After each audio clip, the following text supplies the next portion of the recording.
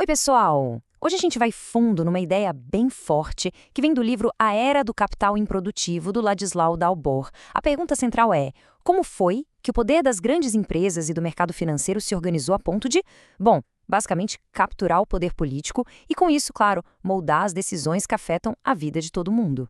Vamos começar com aquela sensação de que os governos simplesmente não estão ouvindo mais a gente. Parece que as decisões importantes, aquelas que mexem com o nosso dia a dia, são tomadas em outro planeta, bem longe do que a gente precisa de verdade. Será que isso é só impressão nossa? Ou tem alguma coisa muito maior acontecendo por trás dos panos?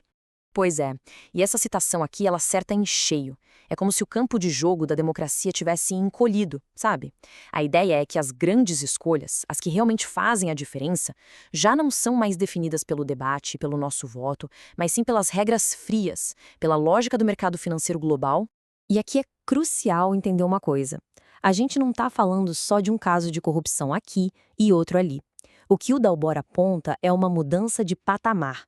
A influência das corporações deixou de ser uma coisa pontual para se transformar num verdadeiro sistema, numa máquina organizada, feita para capturar o Estado.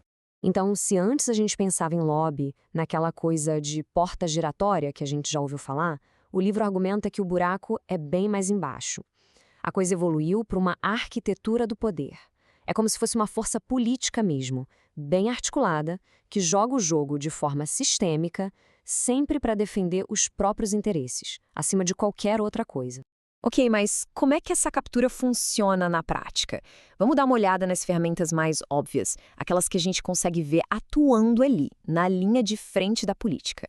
Aqui a gente tem o kit básico da influência, digamos assim. Primeiro, o lobby tradicional, pressionando para criar leis que favoreçam as empresas.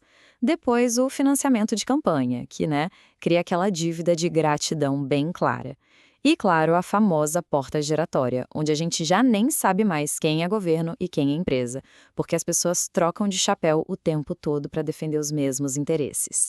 E o poder desse lobby é gigante. O Dalbor cita o exemplo do Google. A empresa não só contratou um monte de firmas de lobby na Europa, como chegou a mobilizar congressistas lá dos Estados Unidos para pressionar a União Europeia. Percebe? Não é só uma conversa de pé de ouvido, é uma operação de milhões de dólares para garantir que nenhuma lei atrapalhe o negócio deles. Agora, essa imagem aqui já diz tudo sobre o próximo passo, que é o financiamento direto.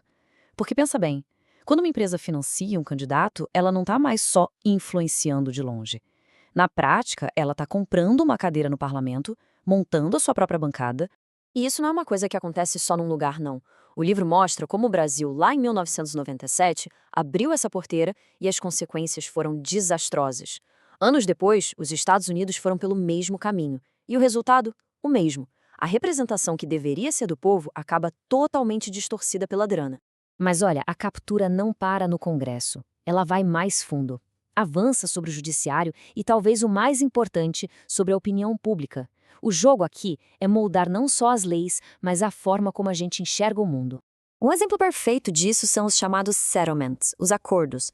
Funciona assim: uma mega corporação é pega fazendo algo ilegal. Aí ela vai lá e faz um acordo milionário.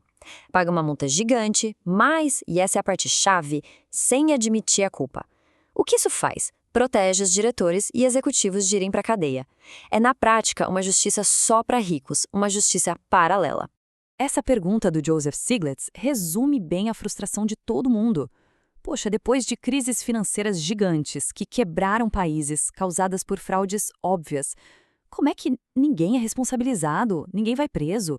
A impunidade que esse sistema cria é inacreditável. E a captura vai para a área da informação também. Quem controla os grandes meios de comunicação consegue fabricar o que a gente chama de consenso. É só lembrar de como a indústria do cigarro enrolou todo o mundo por décadas sobre o câncer. Ou pior, como uma guerra inteira foi justificada com base em mentiras.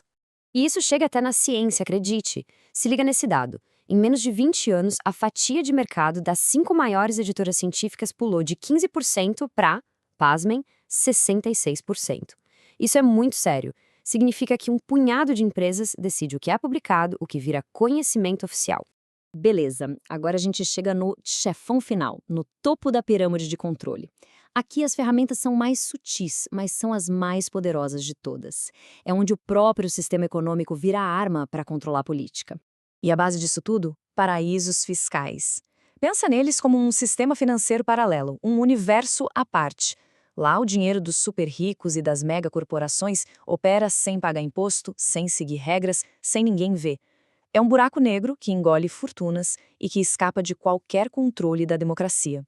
E o tamanho do problema é absurdo. A estimativa que o Dalbor traz é que mais de $500 bilhão, 520 bilhões de dólares, de capital brasileiro esteja escondido nesses paraísos.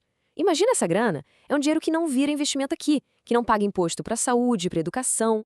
E tem outra ferramenta poderosa, a armadilha da dívida. É um roteiro que se repete. Passo 1. Os governos são incentivados a pegar muito empréstimo. Passo 2. Os grandes bancos e fundos de investimento compram essa dívida. E passo 3. Agora que são credores do país, eles passam a mandar. Exigem cortes de gastos, reformas, que, no final das contas, só beneficiam a eles mesmos. Então, quando a gente junta todas essas peças, lobby, dinheiro em campanha, controle da justiça, da informação, paraíso fiscal, armadilha da dívida, o resultado é uma mudança radical no que a gente entende por democracia. E aí a gente chega num beco sem saída, um dilema que o Wolfgang Strick analisa muito bem. Os governos ficam espremidos, divididos entre duas lealdades que não se conversam. De um lado, o povo que votou neles. Do outro, o tal do mercado, que exige certas políticas para manter a confiança. Essa tabela aqui mostra essa mudança de forma muito clara.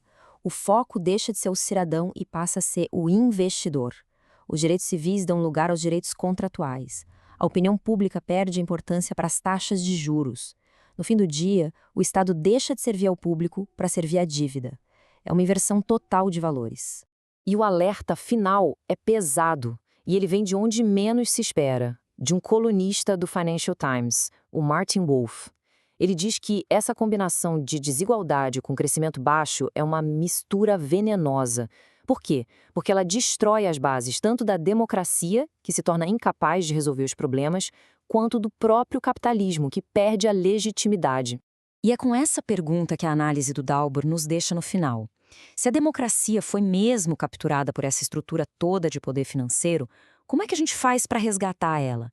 Como a gente coloca a política para trabalhar de novo para as pessoas e não para o capital? A resposta com certeza não é nada fácil.